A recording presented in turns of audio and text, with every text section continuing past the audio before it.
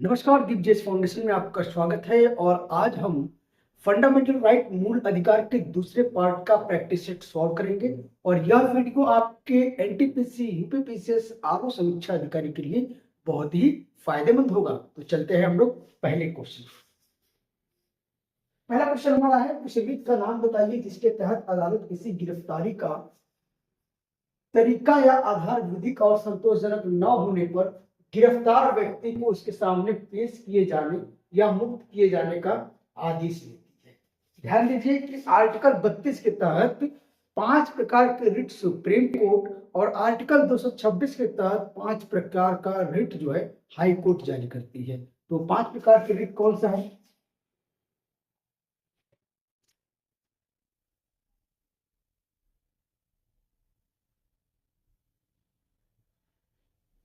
पहला रिट है बंदी प्रत्यक्षीकरण।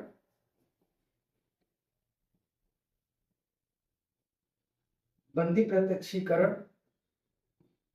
दूसरा रिट है परमादेश। तीसरा रिट है उत्प्रेषण। चौथा रिट है प्रतिषेध। और पांचवा रिट है अधिकार परीक्षा।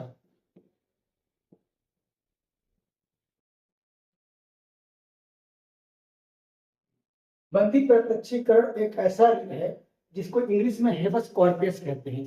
बंदी प्रत्यक्षीकरण या हेबस कॉर्पस की जो है आपका सी ऑप्शन है। इस बंदी प्रत्यक्षीकरण रिट के माध्यम से सुप्रीम कोर्ट अथवा आर्टिकल 226 के माध्यम से हाई कोर्ट यह बंदीकर्ता को यह आदेश दे सकता है कि जिस व्यक्ति को आप बंदी बनाए उसको न्यायालय के समक्ष प्रस्तुत करें। यदि बंदी बनाने का आधार उचित नहीं है, सही नहीं है, तार्किक नहीं है, तो उस बंदी को आप रिहा करेंगे। तो आर्टिकल 32 के आर्टिकल 32 के जो डी है बंदी प्रत्यक्षीकरण, इस रिट के माध्यम से किसी भी गिरफ्तार व्यक्ति को मुक्त करने के लिए आदेश दी सकती है। तो आपका ऑप्शन डी बिल्कुल सही है। अगले क्वेश्चन पर हम चलते हैं। अगला क्वेश्चन है कि 86वें संविधान संशोधन अधिनियम द्वारा भारतीय संविधान में अनुच्छेद 21 ए जोड़कर इनमें से किस अधिकार को स्वतंत्रता के अधिकार के भाग के रूप में मूल अधिकारों की सूची में शामिल किया गया था? तो आपको ध्यान देना होगा कि 86वें संविधान संशोधन 86वां संविधान संशोधन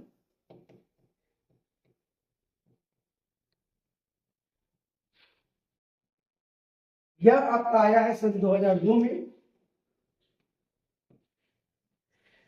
इसके माध्यम से जो आर्टिकल बनाया गया, वो आर्टिकल बनाया गया 21 के, जिसको कह दिया गया कि शिक्षा का अधिकार। शिक्षा का अधिकार कहा गया। इसमें आपको 6 से 14 वर्ष के बच्चों को निःशुल्क शिक्षा प्रदान कौन करेगा? राज्य करेगा, देश करेगा, सरकार करेगी। आप इसी आर्टिकल के ही आधार पे आप देख सकते हैं कि उत्तर प्रदेश में जो प्राइवेट स्कूलों में 6 से 14 वर्ष के बच्चों को निःशुल्क शिक्षा दी जाती है, या फिर सरकारी स्कूल में प्राइमरी तक सभी बच्चों को निःशुल्क शिक्षा की व्यवस्था कराई जाती है, वो कहीं न कहीं उसका आधार है शिक्षा का अधिकार, आर्टिकल 21 ए। आप इसको मूल अधिकार में 21 ए के रूप में देख सकते हैं, और राज्य के नीति निर्देशक में आर्टिकल 45 के रूप में इसको आप देख सकते हैं। उसके बाद अगले क्वेश्चन पे हम चलते हैं। अगला क्वेश्चन हमारा है कि भारतीय संविधान निम्नलिखित में से कौन से मौलिक अधिकार की गारंटी नहीं देता है? तो ध्यान दीजिए, हमारे अनुच्छेद में हमारे फंडामेंटल राइट में 6 प्रकार के मूल अधिकार हैं। 6 प्रकार के मूल अधिकार है। पहला है समता का अधिकार, राइट टू इक्वलिटी। समता का अधिकार है। दूसरा जो है स्वतंत्रता का अधिकार है।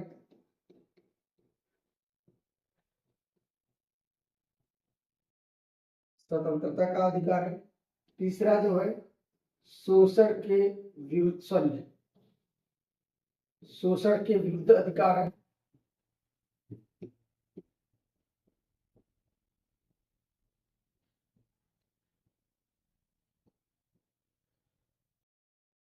चौथा जो है धार्मिक स्वतंत्रता का अधिकार है।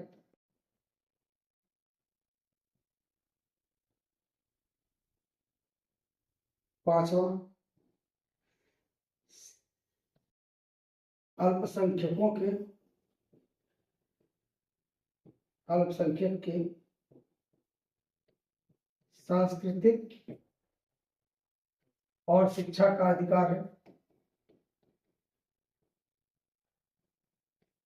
छठा जो आता है आपका संवैधानिक उपचारों का अधिकार, संवैधानिक उपचारों का अधिकार।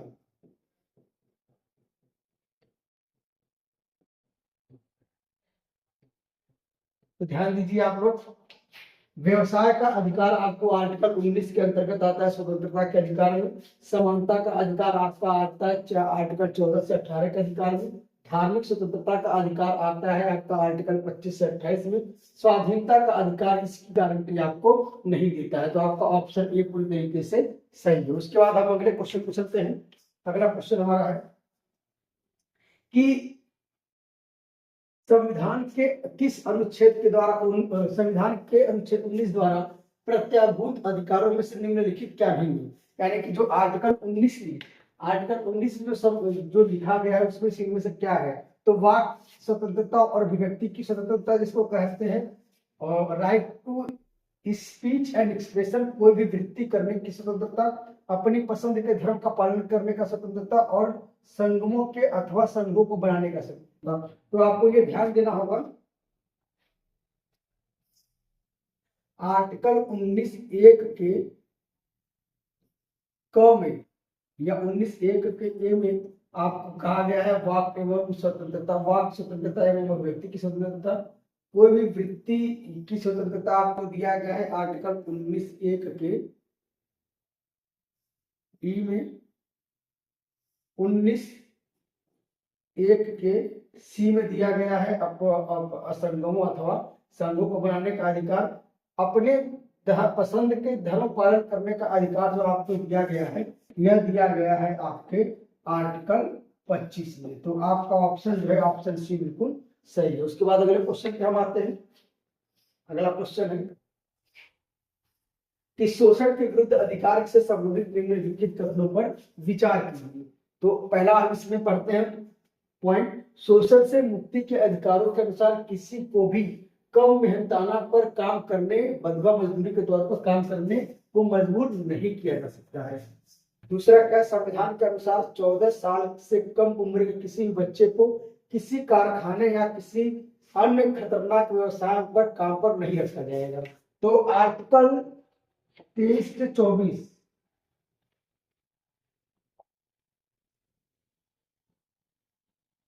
आर्टिकल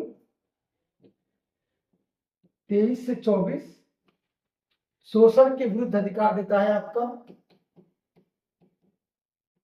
शोषण के विरुद्ध अधिकार, जिसमें आर्टिकल 23 यह कहता है कि बंधुआ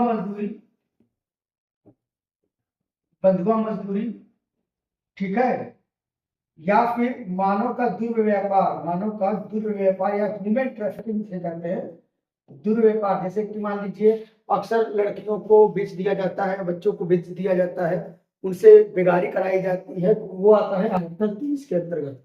आर्टिकल 24 के अंतर्गत यह आता है कि कभी भी किसी भी ऐसे बच्चे को जिनकी उम्र 14 वर्ष से कम हो, उनको खादानों में या फिर ऐसे फैक्ट्रियों कंपनियों में उनकी नियुक्ति नहीं किया जाएगा, उनका नियोजन नहीं किया जाएगा जिससे उनकी जान को खतरा हो, अथवा कोई ऐसा कार्य नहीं कराया जाएगा जो उनके शरीर पे उस पर प्रभाव नकारात्मक डाले। तो आप यह देख सकते हैं कि इसका जो ऑप्शन जो है कौन सा कथन सही, तो इसका ऑप्शन 1 और 2 दोनों सही है, यानी कि ये भी सही है और आपका यह भी सही है। अगले क्वेश्चन पे हम चलते हैं।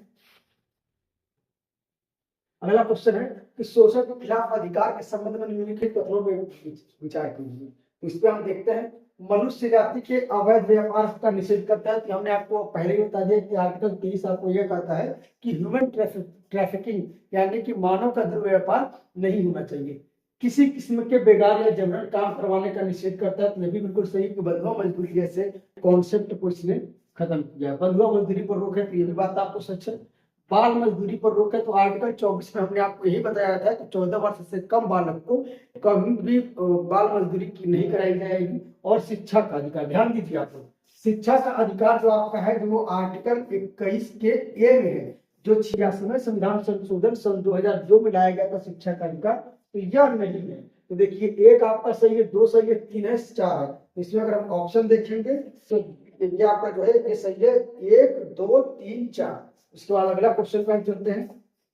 अगला क्वेश्चन पे कि स्वतंत्रता के अधिकार में निम्नलिखित में से कौन से अधिकार सम्मिलित है? स्वतंत्रता के अधिकार में, तो स्वतंत्रता के अधिकार में मुझे आपको हम बता रहे हैं। देखिए स्वतंत्रता के अधिकार में पहला है right to speech and expression. Speech and expression यानी कि इसमें आता है कि वाक एवं भाषण एवं अभिव्यक्ति की स्वतंत्रता, यानी कि कोई भी व्यक्ति कुछ भी बोल सकता है और वो किसी भी तरीके से अभिव्यक्त कर सकता है, पहला अधिकार वो है। दूसरा अधिकार है कि हथियार रहित यानी कि बिना हथियार के शांतिपूर्ण सम्मेलन, बिना हथियार के शांतिपूर्ण सम्मेलन, बिना हथियार के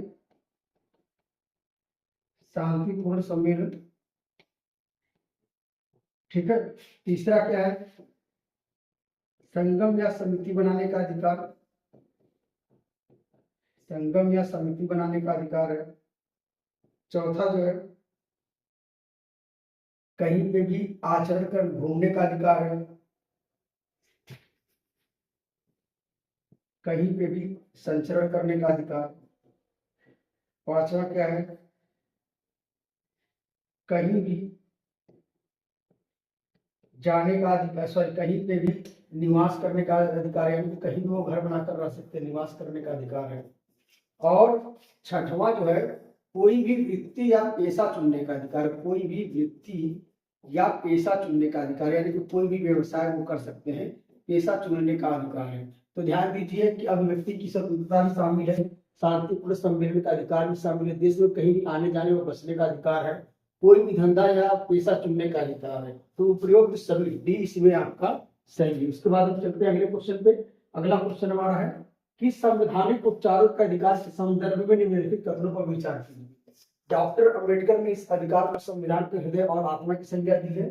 इसके अंतर्गत प्रत्येक नागरिकों के मूल अधिकारों के उल्लंघन की स्थिति में पहले केवल उच्च न्यायालय जाने का अधिकार है या उसके बाद सर्वोच्च न्यायालय भी जा सकते हैं, उसके बाद वे सर्वोच्च न्यायालय भी जा सकते हैं। ध्यान दीजिए, देखिए ध्यान दीजिए आप लोग इसमें आर्टिकल 32, आर्टिकल 32 क्या कहता है? संवैधानिक उपचार, संवैधानिक उपचार। अब देखिए संवैधानिक उपचार आर्टिकल 32 को, आर्टिकल 32 जिसको संवैधानिक उपचार कहते हैं, इसको बाबा भीमराव अंबेडकर ने संविधान का हृदय या संविधान का आत्मा कहा है। तो यह ऑप्शन एक आपका सही है। लेकिन इसके अंतर्गत प्रत्येक नागरिकों को मूल अधिकार के उल्लंघन की स्थिति में पहले केवल, ध्यान दीजिए यहाँ केवल शब्द लगा है, इसी से यह जो है दूसरा मुख्य बिंदु गलत हो जाता है। क्योंकि संवैधानिक उपचार के तहत आर्टिकल 32 के तहत आप जा सकते हैं सुप्रीम कोर्ट। कहाँ जाएंगे? Supreme court. आर्टिकल 32 के तहत जो 5 प्रकार के रिट जारी करके आपके मूल अधिकार का जो है उसके हनन होने को उसका रक्षण करेगी सुप्रीम कोर्ट। लेकिन आर्टिकल 226 के तहत हाई कोर्ट आपके मूल अधिकार का रक्षण करती है। तो जो केवल शब्द लिखा है, जो उच्च न्यायालय जाने का अधिकार है, ये बिल्कुल गलत है। यानी कि केवल आपका एक सही है, यानी कि ए ऑप्शन बिल्कुल सही है। उसके बाद अगले क्वेश्चन पे चलते हैं। अगला क्वेश्चन क्या है कि किसी गिरफ्तार व्यक्ति को न्यायालय के सामने प्रस्तुत करने हेतु न्यायालय में कौन सी रिट जारी होती है? ध्यान दीजिए आर्टिकल 32 के तहत 5 प्रकार के रिट जारी होते हैं।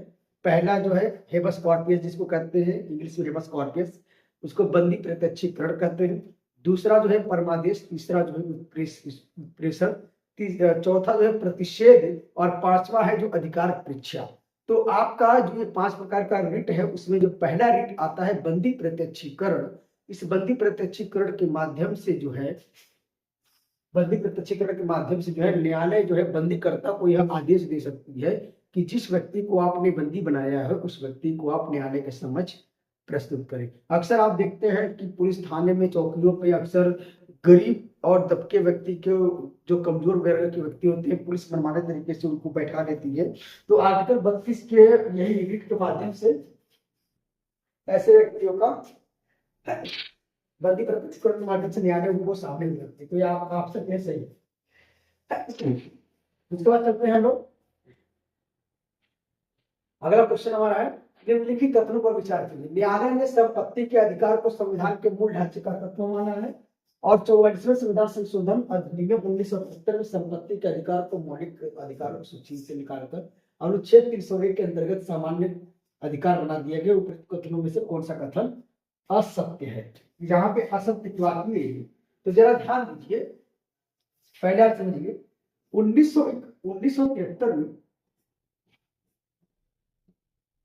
1973 में एक केस आता है केशवानंद भारती बनाम केरल राज्य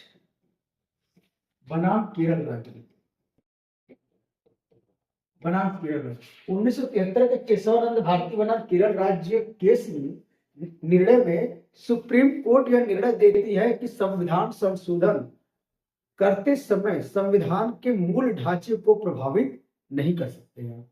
यानी कि मूल ढांचे का कॉन्सेप्ट दिया था जिसमें आपका संसदीय शासन आ गया, शासन व्यवस्था आ गया, चुनाव आ गया, तमाम प्रकार से लगभग 15 से 20 तरीके से कुछ मुख्य बिंदु निर्देशित किए थे जिसमें संपत्ति के अधिकार को उसमें नहीं डाला गया था। तो संपत्ति देखिए, पहली चीज तो है 1973 में ये आया, निर्णय आया, किससे संबंधित आया? संविधान संशोधन से संबंधित है। लेकिन जो संपत्ति का अधिकार है वह कब हटाया गया था? संपत्ति के अधिकार को हटाया गया था 44वें संविधान संशोधन 1969 में। इसको हटाकर 301 का कानूनी अधिकार बना दिया गया था। तो ये आपका दो बिल्कुल सही है, लेकिन एक आपका गलत है, क्योंकि मूल ढांचे में आपके संपत्ति को अधिकार को सम्मिलित नहीं किया गया।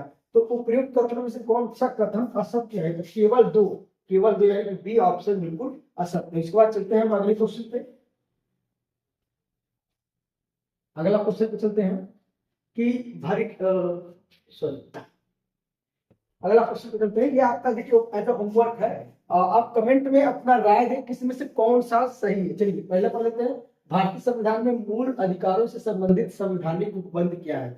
तो आपका ऑप्शन ए है भाग 4 के अनुच्छेद 12 से 35, भाग 3 के अनुच्छेद 12 से 35, भाग 4 के अनुच्छेद 36 से 51, भाग 1 के अनुच्छेद 6 से 11। अपने कमेंट में अपने आंसर जरूर दें, जिससे हमें यह भी पता चले कि कितने बच्चों को ये हमारे वीडियो फायदे कर रहे हैं।